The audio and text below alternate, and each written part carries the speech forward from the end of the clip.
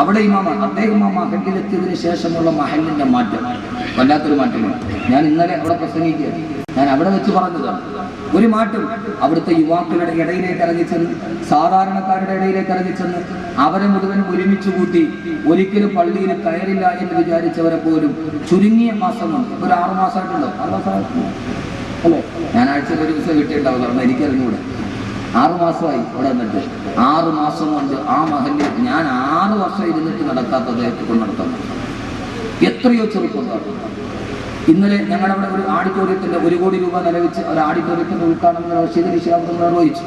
അതിന്റെ സമാന പ്രസംഗത്തിൽ ഞാൻ പ്രസംഗിക്കുമ്പോൾ നാട് മുഴുവൻ ഉത്സവ ലഹരിയിലാണ്. അദ്ദേഹത്തെ കൊണ്ട് അത് സാധിപ്പിച്ചു എന്നത് മഅ്ദനി ഉസ്താദിന്റെ ശിക്ഷണത്തിന്റെ ഈ സ്ഥാപനത്തിന്റെ ഏറ്റവും വലിയ ഒരു ബറക്കത്താണ്.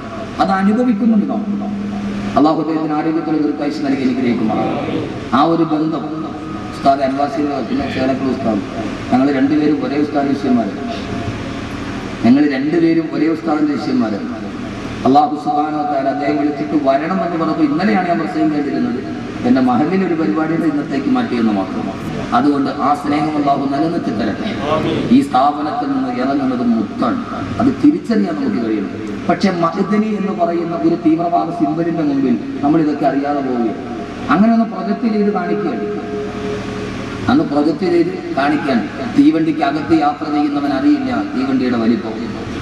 ഇതിന് വലിയ ചക്രമുണ്ടെന്നും ഇതിന് ഇത്രയും നീളമുണ്ടെന്നും അവൻ അറിയില്ല. അവൻ ആകെ അറിയുന്ന അവരുടെ കമ്പാർട്ട്മെന്റ് മാത്രമാണ്. യഥാർത്ഥത്തിൽ അതാണ് അൻവാർ ശരിയുടെ മുമ്പിൽ നമ്മൾ. അള്ളാഹു സുബ്ഹാനഹു വ തആല സ്ഥാപനത്തിന് അള്ളാഹു സുബ്ഹാനഹു വ തആല അവസാനം വരെ നിലനിർത്തി തരുമാറാണ്. അങ്ങനെ കുറെ ബന്ധങ്ങൾ എനിക്ക് അൻവാർ ശരിയുമായിട്ടുണ്ട്. ഞങ്ങൾ രണ്ടുപേരും ചിലപ്പോൾ ഉസ്താദ് ഞാനും ഒരേ ഉസ്താദ് ശിഷ്യന്മാരാണ്. ഷെയ്ഖുന കോയ ഉസ്താദ് അവർ അള്ളാഹു ആരോഗ്യത്തിന് ദീർഘായുസ്സ് നൽകി അനുഗ്രഹിക്കുമാറാകട്ടെ. നിങ്ങൾ രണ്ടുപേരും ബാക്കിയാത്തിലെ സഹപാഠികളാണ്. അപ്പോ ഈ ഒരുമിച്ച് കൂടൽ യാഥാർത്ഥ്യമാകണം. അള്ളാഹുവിന്റെ ഖുർആൻ ഇപ്പോൾ മഅ്ദനിയുടെ കാര്യത്തിൽ നമ്മൾ ചെയ്യേണ്ട ഒരു കാര്യമാണ്. ഇൻഷാ അല്ലാഹ് ഞാൻ പറയാം, പക്ഷെ ചെയ്യാവോ? ഉറക്കെ പറയും ഇൻഷാ അല്ലാഹ്. 2 സൈസ് ഉണ്ട്. ഞാൻ പറഞ്ഞല്ലോ ഖുർആൻ എനിക്കൊരു ഇഷ്ടപ്പെട്ട വിഷയമാണ് ഖുർആൻ. ഒന്ന് ഇൻഷാ അല്ലാഹ് ഇസ്രായേലി, ബനു ഇസ്രായേൽ പറഞ്ഞ ഇൻഷാ അല്ലാഹ്. മൂസാ നബി ചോദിച്ചു ചുമന്ന പശുവിനെ കൊണ്ടുവരാൻ. അപ്പൊ ബനു ഇസ്രായേൽ പറഞ്ഞു സൂറത്തുൽ ബഖറ ഇന്നാ ഇൻഷാ അല്ലാഹുവിന്റെ മുഖത്തത് നോക്കട്ടെ, കിട്ടിയ കൊണ്ടുവരാം. നോക്കട്ടെ, നടന്നൊക്കെ നോക്കിയിട്ട് എവിടെയും കിട്ടിയ പിന്നെ ഇൻഷാ അല്ലാഹ് മുഖത്തും കൊണ്ടുവന്നല്ലോ. നോക്കട്ടെ ഉസ്താദെ പറ്റിയ അത് ഇൻഷാ അല്ലാഹ് ഇസ്രായേലി. വേറൊരു ഇൻഷാ അല്ലാഹ് ഇൻഷാ അല്ലാഹ് ഇസ്മായിലി. ഇസ്മായിൽ നബി പറഞ്ഞു ഇൻഷാ അല്ലാഹ്. വാപ്പ മരത്തിൽ കിടത്തിയിട്ട് കത്തി കഴുത്തിൽ വെച്ചിട്ട് മോനെ അറുക്കട്ടെ എന്ന് ചോദിച്ചപ്പോൾ മലന്ന് കിടന്നിട്ട് ഉപ്പാന്റെ മുഖത്ത് നോക്കിയിട്ട് വറുക്കുപ്പ സതജിദുനി ഇൻഷാ അല്ലാഹു മിനസ് സാബിരീൻ. ഉപ്പ ഇൻഷാ അല്ലാഹ് നമ്മൾ 2 പേരും സ്വർഗ്ഗത്തിലാണ്. അതാ ഇൻഷാ അല്ലാഹ് ഇസ്മായിൽ നബി പറഞ്ഞു ഇൻഷാ അല്ലാഹ്. ആ മലന്ന് കിടക്കാൻ കത്തി കഴുത്തിലിരിക്കാൻ ആ സമയത്തും പറയുന്ന ഇൻഷാ അല്ലാഹ്. ഇപ്പൊ ഏതാ പറയണേ? ഇത് പള്ളിയിൽ ആളുകൾ വന്നിട്ട് 40 മാത്രം വരാൻ പറയും ഇൻഷാ അല്ലാഹ് അതിലെ ഓർമ്മമാരില്ല. അപ്പൊ പിന്നെ ആ വഴിക്ക് വരില്ല. ഇതിന്റെ പൊന്ന സഹോദരങ്ങളെ, ഇപ്പൊ ഏത് ഇൻഷാ അല്ലാഹ് നിങ്ങൾ പറഞ്ഞത്? ഇസ്മായിൽ നബിയുടെ ആണല്ലോ. അപ്പൊ എത്ര ഇസ്മായിൽ ഇവിടെ ഉണ്ടെന്ന് ഇപ്പൊ ഇൻഷാ അല്ലാഹ് അറിയാൻ പറ്റില്ല. അള്ളാഹു കാത്തുരക്ഷിക്കട്ടെ. മൂസയെ കൊല്ലാൻ തീരുമാനിച്ചു ഫിറഔൻ, മഅ്ദനിയെ കൊല്ലാൻ തീരുമാനിച്ചു അഭിനവകാല ഫിറഔൻ. യഥാർത്ഥത്തിൽ അതായിരുന്നത്. ഒരു കാല് പോയി നിൽക്കുന്നത്. മഅ്ദനിയും ഖുർആനും അങ്ങനെയല്ലേ? വഖാല ഫിറഔൻ ദറൂനി അഖ്തുൽ മൂസ. ഫറഔൻ പറഞ്ഞു മൂസയെ കൊല്ലാം. സഹോദരങ്ങളെ തീരുമാനിച്ചു മൂസയെ കൊല്ലാൻ ഫിറഔൻ, മഅ്ദനിയെ കൊല്ലാൻ തീരുമാനിച്ചു അഭിനവകാല ഫറഔൻ. പക്ഷേ തലനാരിടയ്ക്ക് രക്ഷപ്പെട്ടു പോയത് ഒരൊറ്റ കാര്യമാണ്. അവർക്ക് മഅ്ദനി മാപ്പ് കൊടുത്തു എന്നതാണ് ചരിത്രത്തിന്റെ ഏറ്റവും വലിയ യാഥാർത്ഥ്യം. ഒരു കാര്യം ഉറപ്പ്, മഅ്ദനി ചരിത്രത്തിൽ അറിയപ്പെടാൻ പോകുന്നു. ഉമർ മുഖ്താറിന് ശേഷം, സുൽത്താൻ സലാഹുദ്ദീൻ അയ്യൂബിക്ക് ശേഷം ഇസ്ലാമിക നവോത്ഥാന ചരിത്രത്തിലെ ഏറ്റവും വലിയ പിൽക്കാലത്ത് ഇന്ന് നാം ഉമർ മുഖ്താറിനെ പഠിക്കുന്നത് ഇൻഷാ അല്ലാഹ് നമുക്ക് പുറകെ വരുന്ന സമൂഹം അബ്ദുൽ നാസർ മഅ്ദനിയെ പഠിക്കും. തീർച്ചയായും അതിലൊരു സംശയവും നിങ്ങൾക്ക് വേണ്ട. കാരണം ആ മനുഷ്യന്റെ ചങ്കൂറ്റ സമ്മതിക്കുക അത് ഞാൻ അനുഭവിച്ചറിഞ്ഞ ആളാണ്. ആ മനുഷ്യൻ ഒരു കാല് പോയാലും തൂക്കം കുറഞ്ഞാലും ആ റൂമിന്റെ അകത്തിരുന്നിട്ട്, ഹസനാണ് എനിക്ക് വാതിൽ തുറന്നു. ഞാനിവിടെ വിളിക്കാതെ ഒത്തിരി പ്രാവശ്യം വന്നിട്ടുള്ള ആളാണ്. അപ്പോ അവിടെ ചെന്നിട്ട് ഞാൻ അകത്തിരുന്ന് സുഫിയാമാദിനെ അറസ്റ്റ് ചെയ്യുന്നതിന്റെ തലേദിവസം അവിടെ ഇരുന്നപ്പോൾ ആ സമയത്ത് ഇപ്പൊ അറസ്റ്റ് ചെയ്യുന്നതിന്റെ മുമ്പിൽ ഞാൻ പോയപ്പോൾ ഞാൻ ചോദിച്ചു, ഉസ്താദെ ഒരിക്കൽ തിരുവനന്തപുരത്ത് വന്നപ്പോൾ എന്നെ ഒന്ന് കാണണമെന്ന് പറഞ്ഞു. ഞാൻ അവിടെ പോയി കണ്ടു. അപ്പോൾ ഞാൻ ഉസ്താദെ ഭയമുണ്ട്. ആ സമയത്ത് നമ്മളൊക്കെ ആണെങ്കിൽ പൊന്നു സാറിന് ഇപ്പൊ ഇത്രയും നാളും ജയിലിൽ കിടന്നാൽ നമ്മൾ ഷുഗർ വന്നിട്ട് 35 കിലോയെങ്കിലും ഉണ്ട് മാതിരി നമ്മൾ വെറും ഫോട്ടോസ്റ്റാറ്റ് കാണും. നമ്മളാണോ എന്ന് പറയാൻ പറ്റില്ല. നമുക്ക് ആർക്കാ ധൈര്യമുള്ളത്? കാക്കിയിട്ട വേഷത്തിൽ പോസ്റ്റ്മാനെ കണ്ടാൽ തൊപ്പി വിടുന്നവരുണ്ട്. പട്ടാളക്കാർ തൂക്കിപ്പിടിച്ച വാളുകളുടെ നടുവ് വയനത്തുകളെ നെഞ്ഞിലേക്ക് മാറിയിട്ട് തൂക്കുകയറിലേക്ക് നടന്നു പോകുമ്പോ ആ സമയത്ത് തൂക്കുകയറി തന്റെ ശരീരത്തിലേക്ക് കരുത്തിലോട്ട് മുറുകുമ്പോ കരുമരത്തിൽ കിടന്ന് തൂങ്ങിയാടുമ്പോ കമീസിന്റെ പോക്കറ്റിൽ വെച്ചിരിക്കുന്ന ഖുർആൻ എടുത്ത് കയ്യിൽ വെച്ചിട്ട് الملك القدوس السلام المؤمن المهيمن العزيز الجبار المتكبر سبحان الله عما يشركون. തൂക്കുമരത്തിലെ കിടന്ന് പിടഞ്ഞു വിരിച്ച ഉമർ മുഖ്താറിനെ പോലെ ഇൻഷാ അല്ലാഹ് അഹമ്മദ് കബീറിന്റെ പുറകെ വരുന്ന ഒരു സമൂഹം ഒരു കാലഘട്ടത്തിൽ ഉമർ മുഖ്താറിനെ പറഞ്ഞതുപോലെ പറഞ്ഞതുപോലെ ചരിത്രത്തിൽ പറയപ്പെടുന്ന ഒരു നാമമായി മൈലാകപ്പള്ളിയിലെ ഈ ചെറിയ പ്രദേശത്ത് അബ്ദുസ്സമദ് മാസ്റ്ററിന്റെ പൊന്നുമോൻ അബ്ദുൽ നാസർ എന്ന് പറയുന്ന ഒരു മനുഷ്യന്റെ ചരിത്രം പഠിക്കുന്ന കാലം വിദൂരമല്ല. പക്ഷെ ആ കാലത്തിന്റെ നടുവ് നമുക്ക് ചെയ്യേണ്ട ഒരു ജോലിയുണ്ട്. ഫറോവ തീരുമാനിച്ചു മൂസയെ കൊല്ലാൻ, അഭിനവകാര ഫറോവമാര് തീരുമാനിച്ചു അബ്ദുൽ നാസർ മഹദനിയെ കൊല്ലാൻ. ആയിരക്കണക്കിന് ആളുകൾ ലോക സമൂഹം മുഴുവനും ഒരുമിച്ച് കൂടി കൊട്ടാര മധ്യത്തിൽ എല്ലാവരും നിൽക്കുമ്പോ ബഹുമാനപ്പെട്ട മൂസാ നബിയെ മധ്യത്തിൽ വെച്ചിട്ട് ഊരി പിടിച്ച വാളുമായി പട്ടാളക്കാർ കാത്തു നിൽക്കുമ്പോ സിംഹാസനത്തിൽ ചാരിയിരുന്നിട്ട് ഫറോവ പറഞ്ഞില്ലേ കൊല്ലുക കൊല്ലുക കൊല്ലുക എന്ന് ഫറോവ പറഞ്ഞപ്പോ ഇതേ അവസരമാണ് മഹദനിക്ക് അഗ്രഹാരതയിലെ ഇരുമ്പടിക്കുള്ളിൽ ആയിരക്കണക്കിന് തോക്കുധാരികൾ നാക്കി നിൽക്കുമ്പോ ഏടോ തിരശ്ശീലയിലെ ഫറോവ കൊല്ലാൻ തിരക്കുന്നവരിക്കുമ്പോ സഹോദരങ്ങളെ നമുക്ക് ചരിത്രത്തിന്റെ ദൗത്യം ഏറ്റെടുക്കണ്ടേ?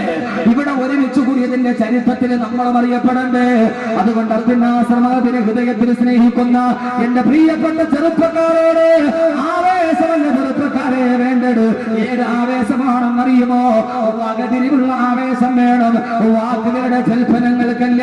ആ സമയത്ത് ഫറോവയുടെ കൊട്ടാരത്തിന്റെ നടുവിൽ ചരിത്രം പറയട്ടെ, ഫിറഔൻ പറയുകയാണ്, സഹോദരങ്ങളെ മൂസയെ കൊല്ലാൻ പറയുമ്പോ ആയിരക്കണക്കിന് ആളുകള് പടയാളികൾ കുന്തുപൊന്നിട്ട് നിൽക്കുമ്പോ ആ സമയത്തറാ ഫറോവയുടെ സിംഹാസനത്തിന്റെ ചുവട്ട് ഒരു ആളനക്കമുണ്ടായി. ആ സമയത്ത് ചാടി എഴുന്നേറ്റിട്ട് ഒരാൾ പറഞ്ഞു, ഇല്ല ഇല്ല, മൂസയെ കൊല്ലാൻ ഞാൻ സമ്മതിക്കില്ല.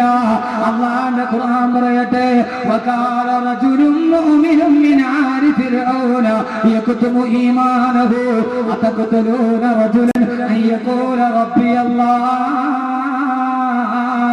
വഖദ് ജാഅകും ബിൽ ബയ്യിനാതി മിർ റബ്ബികും. ആ സമയത്ത് ഖുർആൻ പറയുകയാണ്, ഫറോവയുടെ സിംഹാസനത്തിന്റെ തൊട്ടടുത്ത് ചാടി എഴുന്നേറ്റ് ആരെന്നറിയോ? വഖാല റജുലുൻ ഒരാണത്തമുള്ള ആൺകുട്ടി ചാടി എഴുന്നേറ്റു. ആൾപ്പലപ്പുകളെ കണ്ടിട്ട് ഭയന്നില്ല, കുന്തം കണ്ടിട്ട് ഭയന്നില്ല. ചാടി എഴുന്നേറ്റിട്ട് ചോദിച്ചു, എന്താ നിങ്ങൾ ചെയ്യുന്നത്? അയാൾ ഫറോവയുടെ കുടുംബത്തിൽപ്പെട്ട ആളാണ്. അയാൾ വിളിച്ചു ചോദിച്ചു, എന്താ നിങ്ങൾ ചെയ്യുന്നത്?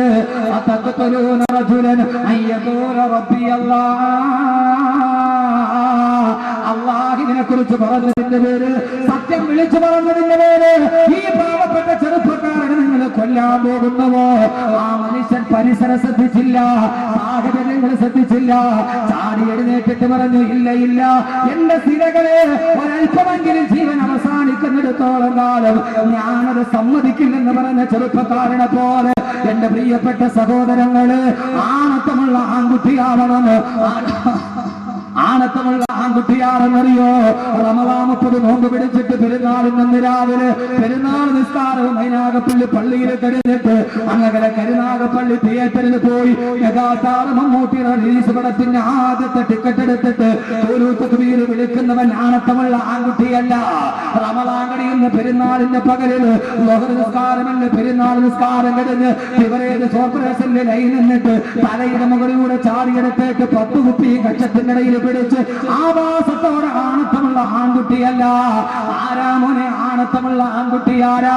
അഭിനവകാല ഫറോവമാരുടെ മുമ്പിൽ അത്തിന്നാശ്രമത്തിൽ ജയിലിലടഞ്ഞാലും ഞങ്ങളതിന് സമ്മതിക്കില്ലെന്ന് പറയുന്ന ഫറോവയുടെ സിംഹാസനത്തിന്റെ തൊട്ടടുത്ത് ചാടിയെടുന്നേറ്റ ഒരു റജുലായി മാറാൻ, ആണത്തമുള്ള ആൺകുട്ടിയായി മാറാൻ കഴിയണം. അല്ലാഹു തൗഫീഖ് നൽകട്ടെ, അല്ലാഹു തൗഫീഖ് നൽകട്ടെ. ആണത്തമുള്ള ആൺകുട്ടിയാവേണ്ടത് എങ്ങനെയാ സഹോദരങ്ങളെ? അതെങ്ങനെയെന്നറിയോ? ഇവിടെ നിന്നിട്ട് കുരു തക്ബീർ വിളിച്ചാൽ ദൗത്യം തീരുമോ? അത് നമ്മുടെ സമരത്തിന്റെ ഭാഗമാണ്, അത് പ്രതിഷേധത്തിന്റെ ഭാഗമാണ്. പക്ഷേ കർമ്മപദത്തിൽ കടന്നു വരണം. ആണത്തമുള്ള ആൺകുട്ടിയാരെന്നറിയോ? ആണത്തമുള്ള ആൺകുട്ടിയാരെന്നറിയോ? ഇപ്പോൾ നമുക്ക് ചെയ്യേണ്ടത് എന്താ? അബ്ദുന്നാസർ മഅദനി ഉസ്താദ് കേരളത്തിന്റെ അങ്ങോളം ഇങ്ങോളമുള്ള പള്ളികളിൽ പ്രസംഗിച്ചു നടന്നു. കഴിഞ്ഞ ആഴ്ച കാസർഗോഡ് പ്രസംഗിച്ചപ്പോ ഞാൻ പറഞ്ഞു, അബ്ദുന്നാസർ മഅദനി വഅദ് പറഞ്ഞിട്ട് പൈസ പിരിച്ചുണ്ടാക്കിയ പള്ളിയുടെ മിഹ്റാബില് എല്ലാവരും ഒത്തിരുന്നിട്ടൊന്ന് ദുആ ചെയ്താ എപ്പോഴേ മഅദനി ജയിലിൽ ഇറങ്ങുമായിരുന്നു. സഹോദരങ്ങളെ, അഹമ്മദ് കബീർ വഅദ് പറഞ്ഞ് പിരിക്കാറുണ്ട്, പക്ഷേ പിന്നീട് അഹമ്മദ് കബീറിനെ ഓർക്കാൻ ആളുകൾ ഉണ്ടാവില്ല. അബ്ദുന്നാസർ മഅദനി പിരിച്ചു കൊടുത്തിട്ടുണ്ടാക്കിയ പള്ളിയുടെ മിഹ്റാബില് ഒന്നിച്ചിരുപത്തേഴാണ്ടാവിനോട് ദുആ ഉണ്ടായാൽ എപ്പോഴേ അദ്ദേഹം തിരിച്ചിറങ്ങുമായിരുന്നു. നന്ദി കെട്ടവർഗം തിരിഞ്ഞുകുത്തി. സഹോദരങ്ങളെ, അതുകൊണ്ട് നമുക്ക് ചെയ്യാനുണ്ട്. ആയിരക്കണക്കിന് മതപ്രഭാഷണ വേദികളിൽ വഴുതു പറഞ്ഞ ആ മനുഷ്യൻ ജീവിതത്തിൽ ജയിലിൽ പോയപ്പോഴും ഓർത്തതെന്നറിയോ? ജയിലിലേക്ക് അൻവാശേരിയുടെ മുറ്റത്ത് നിന്ന് ജയിലിലേക്ക് പോകാൻ വാഹനത്തിൽ കയറിയപ്പോ അബ്ദുന്നാസർ മഅദനി തിരിഞ്ഞു നോക്കിയത് മക്കളെ കെട്ടിപ്പിടിച്ചിട്ട് എന്റെ പ്രിയപ്പെട്ട മകൻ കവളത്തോട്ട് ചുംബനം കൊടുക്കുമ്പോ ഈ അൻവാറിന്റെ മുറ്റത്ത് നിന്ന് പോകുമ്പോ അദ്ദേഹം നോക്കിയൊരു നോട്ടമുണ്ട്. എന്റെ ജന്മത്തിന്റെ എല്ലാ പരിശ്രമങ്ങളും വെച്ച് ഞാൻ പടുത്തുയർത്തി ഈ അൻവാറിന്റെ മക്കള്, ഇവിടുത്തെ മുത്തല്ലിമീങ്ങള്, ഇവിടുത്തെ അഗതിയനാട് മക്കള് ആരാണെന്ന് കൈപിടിക്കാനുള്ളത്? ആരാണെന്ന് കൈപിടിക്കാനുള്ളത്? അബ്ദുന്നാസർ മഅദനിയോടുള്ള സ്നേഹമാത്മാർത്ഥമാണെങ്കിൽ ഇൻഷാ അല്ലാഹ് നമുക്ക് തീരുമാനിക്കാം. മഅദനി ഉസ്താദ് ജയിലിലാണെങ്കിലും ഇല്ല, മഅദനി ഉസ്താദ് ഞങ്ങളെ നശിക്കാൻ അനുവദിക്കില്ല. ഞങ്ങളുടെ ജീവിതത്തിൽ 3 നേരത്തെ ഭക്ഷണം കഴിച്ചിട്ട് ഒരു ദിവസം 10 രൂപ ബാക്കിയുണ്ടെങ്കിൽ അൻവാറിനെ ഞങ്ങൾ പിടിച്ചു നിർത്തുമെന്ന് പറയാൻ അബ്ദുന്നാസർ മഅദനിയുടെ ശരീരമേ ജയിലിലുള്ളൂ. റൂഹിരിക്കുന്നത് അൻവാറിന്റെ ഉള്ളിലാ, റൂഹിരിക്കുന്നത് അൻവാറിന്റെ മക്കളുടെ അടുത്താണ്. ഇല്ല, ഫറോവയുടെ സിംഹാസനത്തിന്റെ ചാരത്തിൽ നേട്ട് നിന്നിട്ട് ചരിത്രത്തിന്റെ ദൗത്യം നിർവഹിച്ച ഒരു ആൺകുട്ടിയുടെ ധർമ്മമേടെന്നറിയോ? ഇപ്പൊ നമ്മൾ ചെയ്യേണ്ട ഏറ്റവും വലിയ ദൗത്യം എന്റെ സഹോദരങ്ങളെ ഈ അൻവാറിനെ ഒന്ന് പിടിച്ചു നിർത്തണം. അബ്ദുന്നാസർ മഅദനിയുടെ ജന്മത്തിന്റെ സാഫല്യം ഉണ്ടാകണം. അങ്ങനത്തെ ആൺകുട്ടിയായി മാറണം. ആ ആൺകുട്ടികൾക്ക് വേണ്ടിയാണ് ചരിത്രം വഴിമാറി നിന്നത്. ആ ആൺകുട്ടികൾക്ക് വേണ്ടിയേ ചരിത്രം പറഞ്ഞിട്ടുള്ളൂ. ആ ആൺകുട്ടികൾക്ക് വേണ്ടിയേ ചരിത്രം പറഞ്ഞിട്ടുള്ളൂ. ചെറുപ്പക്കാരെ, നിങ്ങളെ പോലൊരു ആൺകുട്ടിയല്ലേ ബഹുമാനപ്പെട്ട ഖുബൈബ് ഇബ്നു അദി റളിയല്ലാഹു അൻഹു. ഖുബൈബ് റളിയല്ലാഹു അൻഹുവിനെ തൂക്കിലേറ്റിയപ്പോ കഴുമരത്തിന്റെ മുമ്പിലോട്ട് നടത്തിക്കൊണ്ടു പോവുകയാണ്. തൊലിയുരിഞ്ഞ സുന്ദരി പെണ്ണിനെ കാണിച്ചിട്ട് മക്കാ ഖുറൈശികൾ ചോദിച്ചില്ലേ, ഏ ഖുബൈബേ അലൈക നഈമു ദുനിയാ, ഈ ദുനിയാവിലെ സർവ്വ ആഡംബരങ്ങളും നിനക്ക് തരാണ്.